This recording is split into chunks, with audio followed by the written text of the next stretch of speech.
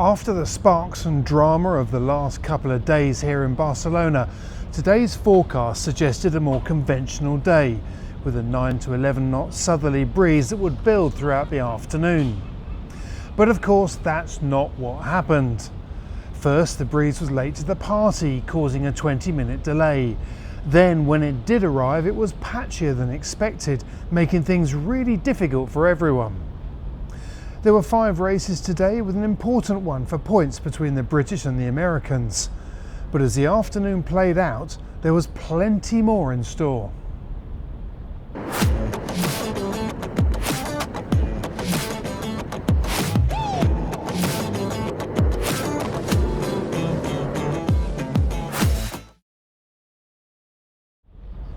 This was a head-to-head from the start.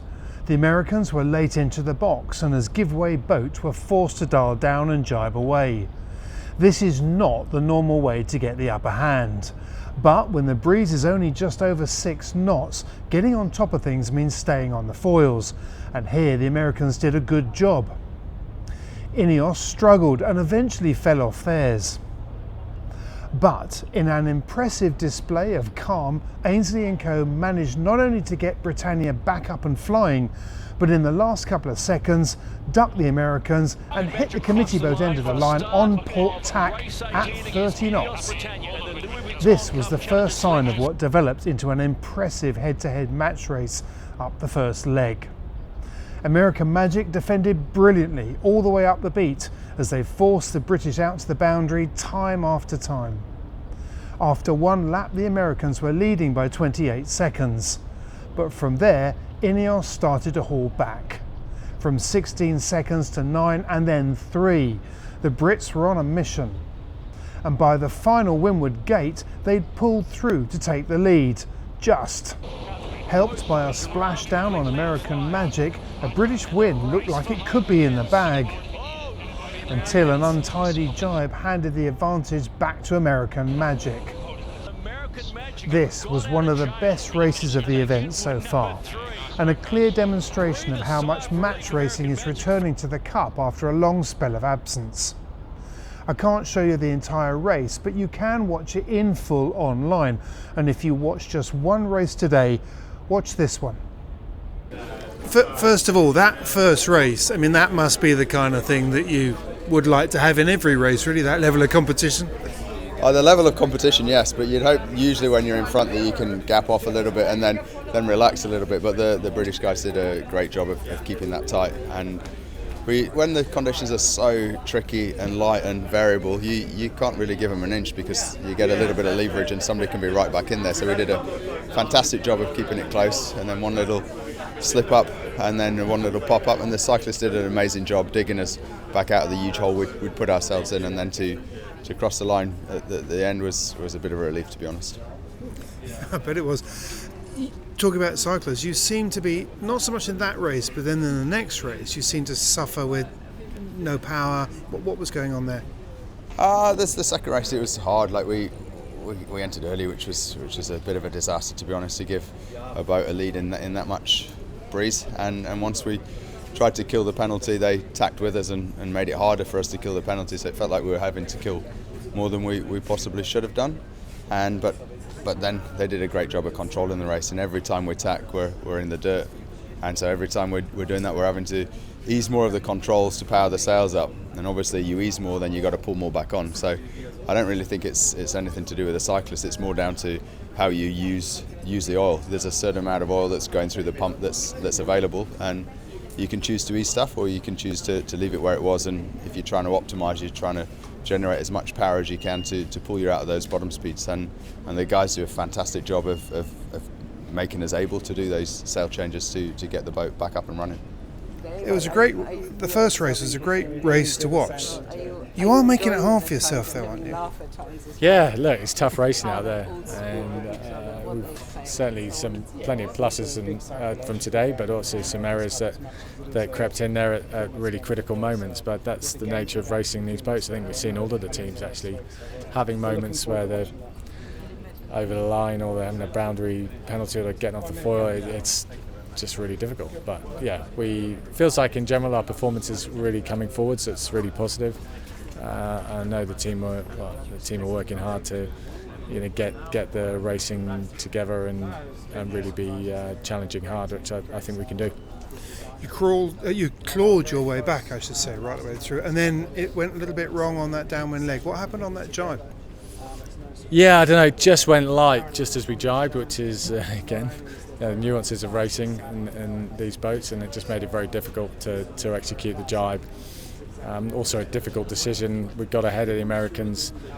Difficult tactical decision whether to try and, if we had enough lead, to be able to defend that side of the course. So, yeah, there's a couple of things there we'll go away and look at, but altogether really promising that we're able to dig into that race and get past. And like I said, I think we made some great gains. We've just got to keep pushing for those. Although it showed signs of building, the breeze was still light and patchy, which made the pre-start tricky for both the French and the Italians as they entered the pre-start area. For the first few minutes, Luna Rossa fared best, but when the hammer fell and the race started, the French were back up to speed. Once again, they were quick upwind. They trailed by just 10 seconds at the top mark, which made it look like a close match was in store. But from there, Luna Rossa stretched their lead leg by leg to take the win. With the weekend's deadline looming as the round-robin stage comes to an end, this was a result that the French could have done with. But the reality was that a win was always likely to be a big ask against a team that has yet to lose against another challenger.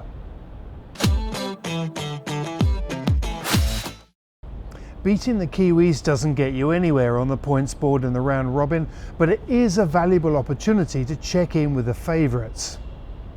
Over the last week, Ineos Britannia have been making steady improvements in performance. Squaring up to the Kiwis was just what they wanted. But it wasn't one-sided either. The Kiwis had just a couple of days racing left against the challengers. This was important to them too. Although there was little engagement in the pre-start, Ineos got the better start, leading off the line on the left-hand end. With the Kiwis to windward, they then started to squeeze as they approached the boundary.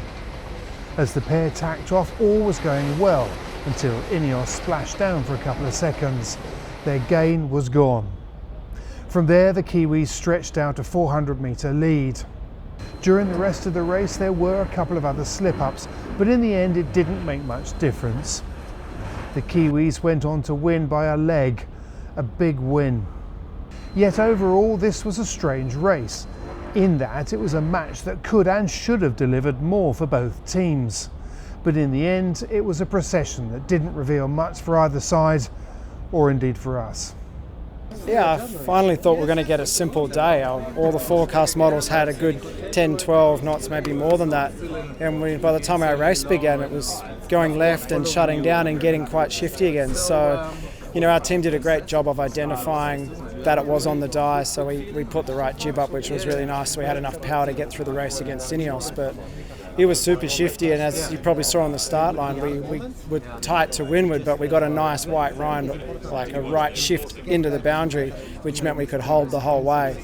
But at some point there, I wasn't sure if we were going to make it all the way, and then Pete was like, no, I think we're good here, and the next minute you're tacking on boundary and taking control of the race. But it wasn't simple from there onwards. It was super shifty and dynamic, and a real challenge for us, which we really enjoyed. You talk about getting the right jib on. Even before people went out, there was sort of talk about concern over putting the right main on. And I mean, the limits are so small, aren't they? The margins are so small on the sales selection. It must make it really difficult on a day like today. Yeah, exactly. Like, you rely on the forecast to pick the main. You need to pick that pretty much before you're docking out. And when you're sort of an hour and a half away from your start time, trying to work out what main to use when you're going out there, and it's only 5 knots, but it's going to build, you sort of hedging.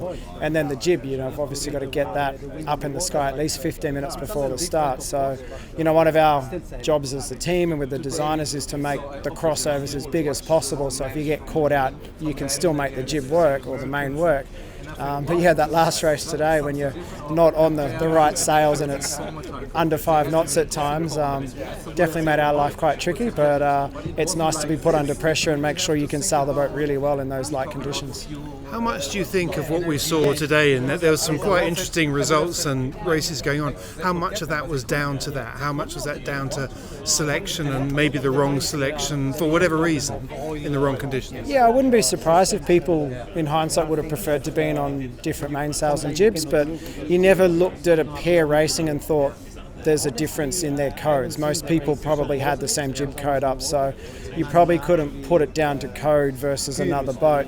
But what there was going on was like 30-degree shifts in the racing and big gusts and lulls, and so it became a really challenging race. So even if you're behind, there was heaps of opportunities, and we saw some lead changes. We saw a great race with Ineos American Magic, with Ineos getting right back into them and almost taking the win. So yeah, as a sailor, it's a fun day, and I'm sure there'll be plenty more of those to come. We seem like summer's ended and we're coming into autumn, but our weather guys think that summer's going to come back in a couple of weeks and we're going to get another burst of warm breeze and good breeze again, so hopefully that comes.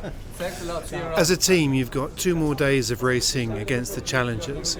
How much are you getting out of this?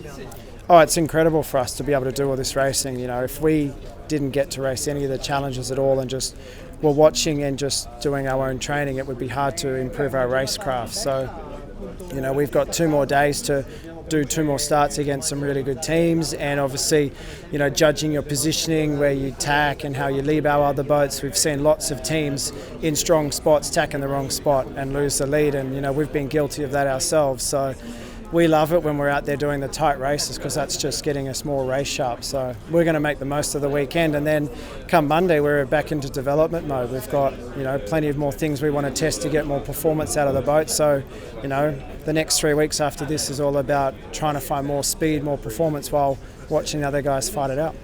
And when you get into Monday, will you feel more comfortable or more nervous?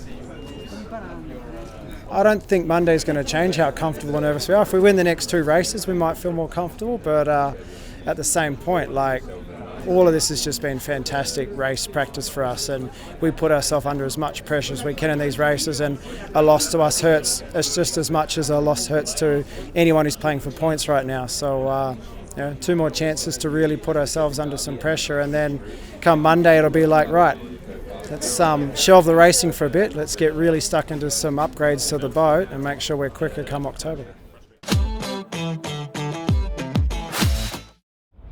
By this stage, the weather was doing the opposite to what was expected, as the breeze started to die rather than build. Plus, it was getting patchy again. American Magic were the first to trip up as they entered the start box too early and picked up a penalty. This gave Alinghi Red Bull Racing the opportunity to make a perfect start and then cover the Americans up the first beat. For this lap, this worked. The Swiss did it again on the second. But another thing was being asked, as the Americans seemed to struggle through manoeuvres. Was this a compromise in the power department with their recumbent cyclists? They certainly weren't having fun. But the Swiss were, as they delivered a flawless performance around the 3-lap race to secure a big win, and a win that could turn out to be the race that keeps them in the America's Cup for now. Well, that was a big day for you. Yes, incredible day for us. Really tricky condition. We were expecting more breeze. We went on a different mainsail. We swapped just before the race, and we look at the previous race before us seemed to be really tricky. So we were ready to go and find anything, let's say, and then we got quite lucky with the condition that we had, I think, during our race, because it came back in slightly and make it like a kind of leader race where you can actually stretch a bit from the front, which is always nicer when you lead. Yeah. You seem to be sailing as a team with a lot more confidence than you were earlier on. Is that because you're settling into the boat and you're getting more used to the boat and the team, or have you changed things on the boat? What's changed? What's made the difference? I think the main difference is that we know how to sail the boat really well. Last week we did a few mistakes, and then you kind of on the back foot when you're behind, you can't really find your lane and sail the boat to its full potential. I think today, as soon as we had the first cross on the nose in front, then we just really focus on our numbers and and putting the boat in the right spot, which Nico and the guys did a really good job into, and also that we had a really big push from the cycler. They were just saying to us, if you want to keep on tacking, we can. We're gonna back you up. So it was really nice, and we just tried to stretch our leg when we were in front. And how would you rate today so far in terms of difficulty in all the days we've seen so far? I will say it's probably the most difficult one. It's harder to win a race than, let's say, to lose it at the start like we did last week, because then we try to catch up something that might not come. But I mean, it's always a good pressure to have someone chasing you, and if you can hold them off, it's even better. So I think today was this kind of tricky races. By this stage, it would be fair to say that the French were surely feeling the pressure. Their main rivals were now a point ahead of them, and while they had another race to go, it was against the Kiwis. Aside from being against the favourites, they weren't going to be able to score a point even if they won. To make matters worse, they came off their foils in the pre-start and were 600 metres behind before they recovered. The only saving grace was that this race wasn't one that counted, except that a minute or so later the Kiwis had dropped off their foils, the French overtook and the race was back on. But at the bottom of lap 1 the French splashed down, the Kiwis passed, and this time the French were left over 800 metres behind, and by the finish they'd been lapped. The conditions had been very tricky indeed, but there was little to take from this race and definitely not a point for anyone. Tomorrow, Friday, sees a day off before the final crucial 2 days of the Louis Vuitton round robin. A day in which Alinghi can think about how they can make sure they go through to the next stage. A day that the French can try to settle their nerves. And a day when the rest of us can take a look at the points board and start making a few plans. Assuming the weather turns up on both days on the weekend, one team is heading home on Sunday. It's going to be a tense weekend.